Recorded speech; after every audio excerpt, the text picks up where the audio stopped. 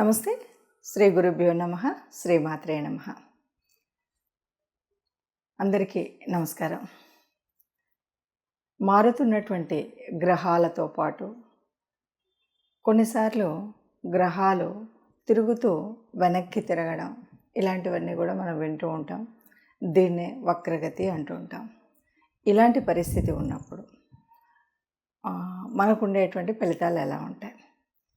గోచార రీత్యా తిరుగుతున్నటువంటి గ్రహాల్లో ముఖ్యంగా కొన్ని ప్రత్యేకమైనటువంటి గ్రహాలు ఉంటాయి. చెప్పాలంటే శని, గురువు, ఈ గ్రహాల యొక్క దృష్టి కానీ, కదలిక కానీ, వక్రగతి కానీ ఇవన్నీ కూడా మన మీద, మన జీవితాల మీద ప్రభావాన్ని ఎక్కువగా చూపెడతాయి అంటారు.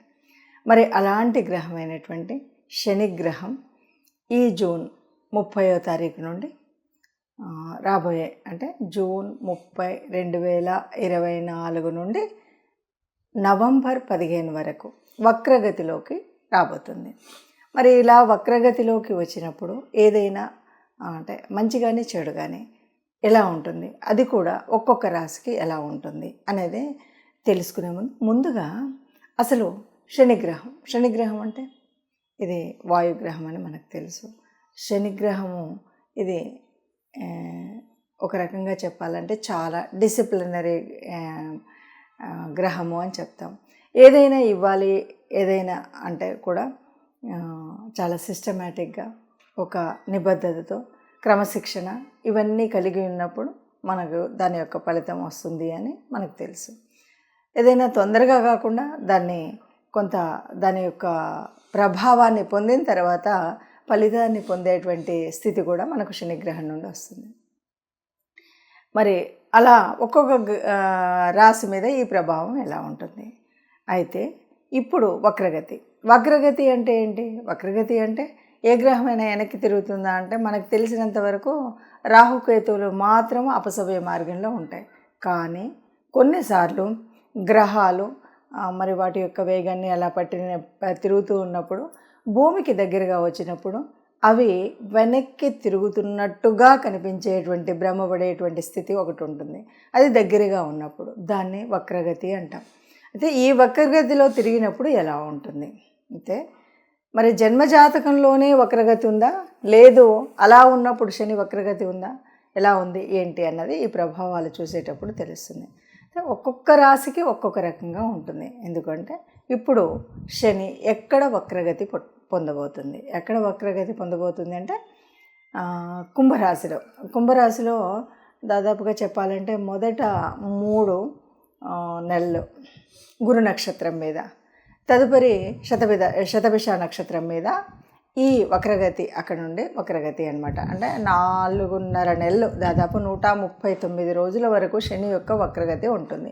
ఈ 139 రోజుల వక్రగతి వల్ల మనకు ఎలాంటి ప్రభావం చూపడుతుంది అన్నది ఒక్కొక్క రాశి వారికి ఎలా ఉంటుంది, దీనివల్ల అంటే ఈ వక్రగతి వల్ల పొందేటువంటి ప్రభావాన్ని మంచిగానే చెడుగానే దాన్ని తీసుకోవడం కోసం ఏదైనా పరిహారాలు ఉంటాయా, మరి మనం ఈ 5 నెలల కాలంలో ఏం చేయాలి, ఎలా చేయాలి, దాని యొక్క పూర్తి ఫలితాన్ని పొందాలి అంటే ఏం చేయాలి, అసలు ఈ వక్రగతి మూలంగా ఎందుకు మనకి వక్రగతి వల్ల నిజంగా లాభం జరుగుతుందా అంటే చాలా వరకు మనకు శనిగ్రహం గురించి చెప్పేటువంటిది ఏంటి అంటే ఎవరైనా సరే అంటే లాభము అనేటువంటిది అంటే శని యొక్క మనకు ఇంతకు ముందు ఉన్నటువంటి కాలంలో ఏదైనా ఇవ్వాల్సినటువంటి మంచి ఇవ్వకపోయినా, దాన్ని పొందవలసినటువంటి ఫలితాన్ని పొందకపోయినా మళ్ళీ శనిశ్చరుడు వక్రగతిలో మనకు ఇవ్వాల్సిన ఫలితాన్ని ఇవ్వడం కోసం వస్తారు అన్నది చెప్తూ ఉంటారు. మరి అలాంటి సమయం కాబట్టి ఒక్కొక్క రాశి వారికి ఫలితాలు ఎలా ఉంటాయో చూద్దాం. తదుపరి రాశి కుంభరాశి ఎలా ఉంటుంది అంటే అసలు ఈ వక్రగతి జరిగేదే కుంభరాశి వారు కూడా అంటే ఈ 4.5 నెలల్లో కాకుండా ముందు నుండే నడుస్తున్నటువంటి కాలం శని ఏళ్ళనాటి శనిలో ఉన్నటువంటి వారు మధ్యంగా ఉంది. ఇప్పుడు మధ్యలో ఉన్నారు. ఈ ఏళ్ళనాటి శని నడుస్తున్నటువంటి ఈ కాలంలో శని ముందుకు వెళ్ళి వెనక్కి వస్తున్నాడు అంటే ఇప్పటి వరకు మీకు కొద్దిగా కష్టంగా, ఇప్పటి వరకు ఏది చేసినా కూడా అనుకూలత లేకుండా ఉన్నాయి కదా, ఈ 4.5 నెలలు చక్కటి ఉపశమన కాలం అని చెప్పొచ్చు. మీకు దొరికేటువంటి మంచిలు జరిగేటువంటి కాలం అని చెప్పొచ్చు. ఎప్పుడు కూడా ఎందుకు అంటే ఏమో నేను చేయగలుగుతానో లేదు అనేటువంటి పిరికితనం కాకుండా నేను చేయగలుగుతానంటే అంటే తనుభావం అనమాట. మీ యొక్క ఆత్మస్థైర్యం బాగా నిండేటువంటి సమయం. ఆత్మస్థైర్యంతో చేస్తే అన్ని పనులలో విజయం పొందేటువంటి అవకాశం బాగా దొరికేటువంటి స్థితి అనమాట. నేను ఇది చేయగలుగుతాను అనేటువంటి ధైర్యంతో మొండిగా మనం నమ్మకంతో మన మీద మన నమ్మకం, మన శరీరం మీద మన నమ్మకం. అలాగే శరీరానికి సంబంధించినంత వరకు ఇంతవరకు ఉన్నటువంటి అనారోగ్యం పోవడం, ఆరోగ్యంగా ఉండడం, శరీరానికి సంబంధించినంత వరకు మన యొక్క శారీరక దారుఢ్యాన్ని పెంచుకునేటువంటి స్థితి, మనస్సుకు సంబంధించినంత వరకు మన మీద మనకు మన నమ్మకం ఏర్పడేటువంటి పరిస్థితి ఈ 4.5 నెలల్లో తప్పకుండా ఉంటుంది. ముఖ్యంగా కుంభరాశి వరకు, ఎందుకంటే ఇప్పటి వరకు మనం చూస్తుండగానే ఈ 4.5 సంవత్సరాల నుండి కూడా పడుతున్నటువంటి బాధ ముఖ్యమైనటువంటిది శనిశ్చరుడు యొక్క ఏళ్ళనాటి శనిలో ఉండడం వల్ల అంతా కూడా ఏది జరుగుతున్నా ఏమో, ఏం జరుగుతుందో ఏం లేదో, ఏది చేసినా కూడా లేదు అనేటువంటి ఒక వైరాగ్యం, ఇవన్నీ మనకు కనిపిస్తున్నటువంటి స్థితి. అయినప్పటికీ కూడా మరి ఇది అందరికీ ఇలాగే ఉంటుందా అంటే ఇది గోచార రీత్యా జరుగుతున్నటువంటి సమయం కాబట్టి ఈ సమయంలో మనం జన్మజాతకంలో మనం పుట్టినప్పుడు మన యొక్క గ్రహస్థితి ఎలా ఉంది, మనం పుట్టినప్పుడు అప్పుడు నడిచినటువంటి కాలం ఏంటి, అప్పుడు మన శని యొక్క దశాంతర దశల్లో పుట్టామా అన్నటువంటి స్థితి కనుక తెలిస్తే తప్పకుండా జాక్పాటే. ఇక అలా కాదు అన్నా కూడా ఈ మన యొక్క రాశిలోనే నడుస్తున్నప్పుడు కూడా ఎంత చేసినా మనకు ఇలాగే ఉంది, మీరు ఏదో చెప్తున్నారు అని అనిపించినప్పుడు కూడా తప్పకుండా చెప్పబోయేటువంటి పరిహారాలని చేసుకున్నట్టయితే తప్పకుండా పాజిటివ్ ఫలితాలను పొందేటువంటి అవకాశం ఉంటుంది ఈ రాశి వారికి. అంటే ఈ ఏళ్ళనాటి శనిశ్చరుడు, ఏళ్ళనాటి శని అనేటువంటి ఈ కష్టకాలంలో ఇప్పుడు వచ్చినటువంటి చక్కటి ఒక ఉపశమన కాలం ఈ కాలం అని చెప్పచ్చు. ఇప్పటి వరకు మనం ఈ రాశి ఫలితాలను చూసాం కదా. అయితే అందరికీ లాభమా నష్టమా అన్నది కాదు. శనిశ్చరుడు అంటేనే క్రమశిక్షణ. నిజానికి మన జన్మ కుండలిలో మనకి ఇంతకుముందు అంటే పుట్టినప్పుడు ఎప్పుడైనా సరే ఎవరికైనా అర్ధాష్టమ శని కానీ, అష్టమ శని కానీ, శని దశ కానీ, శని అంతర్దశలు కానీ ఉన్నట్టయితే అటువంటి వారికి తప్పకుండా ఇలా శని వక్రగతిలో ఉన్నప్పుడు మనకి చాలా వక్రగతిలో ఉన్నప్పుడు శుభ ఫలితాలు పొందుతాయి అని చెప్పచ్చు. అలా కాదు, ఇవేవి లేవు.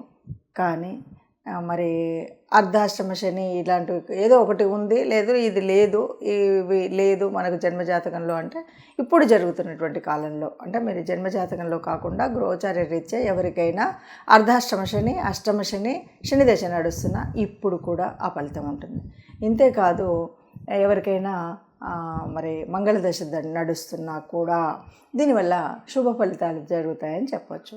ఇలా కాదు మాకేమీ ఈ మంగళ దశ లేదు, అర్ధాష్టమ ఇవేవి లేవు, మరి అలాంటప్పుడు ఇప్పుడు వస్తున్నటువంటి ఈ శని వక్రగతి వల్ల మేము ఏం చేసుకుంటే మాకు దానివల్ల వచ్చేటువంటి నష్టాలు రాకుండా ఉండి పొందబోయేటువంటి శుభ ఫలితాలు మాకు పొందాలి అని అనుకునేటువంటి వారు చేయవలసినటువంటిది ఏమి, ముఖ్యంగా శనివారం రోజు ఎవరైనా సరే ఈ శని వక్రగతిలో దాని ఫలితాలు పొందాలి అంటే శనివారం రోజు ముఖ్యంగా మనం శనివార వ్రతం అంటే శనివారం రోజు ప్రత్యేకించి ఏ రకమైనటువంటి మధ్య మాంస ఆదులు ఉంటాయి కదా, వీటిని కూడా స్వీకరించకుండా ఉండడం, శనివారం రోజు వీలైనంత వరకు ఏకభుక్తం తీసుకోవడం, దీనితో పాటు మీకు వీలైతే అంటే నవగ్రహ మండపానికి వెళ్ళడం, లేదు ఇంట్లోనే శని గ్రహ స్తోత్రాన్ని చదువుకోవడం, ఇలా కాదు అంటే కనీసం ఏదో ఒక రోజు వారంలో ఒక రోజు చొప్పున ఇంట్లోనైనా బయటైనా దేవాలయంలో అయినా శివాభిషేకం చేయించడం. ఇవి కాకుండా వీలైనంత వరకు, ఎందుకంటే శనీశ్వరుడు ఆనందపడేది ఎక్కడ అంటే ఎవరైనా సరే బాగా కర్మచారులు ఉంటే వారికి ఏదైనా మీకు వీలైనట్టుగా కాసింత అన్నదానం చేయడమో, అన్నం పెట్టడం, లేదు అంటే ఏదైనా వస్త్రదానం చేయడం, ఇలాంటివి చేయడం అనేటువంటిది మనం చేయాలి.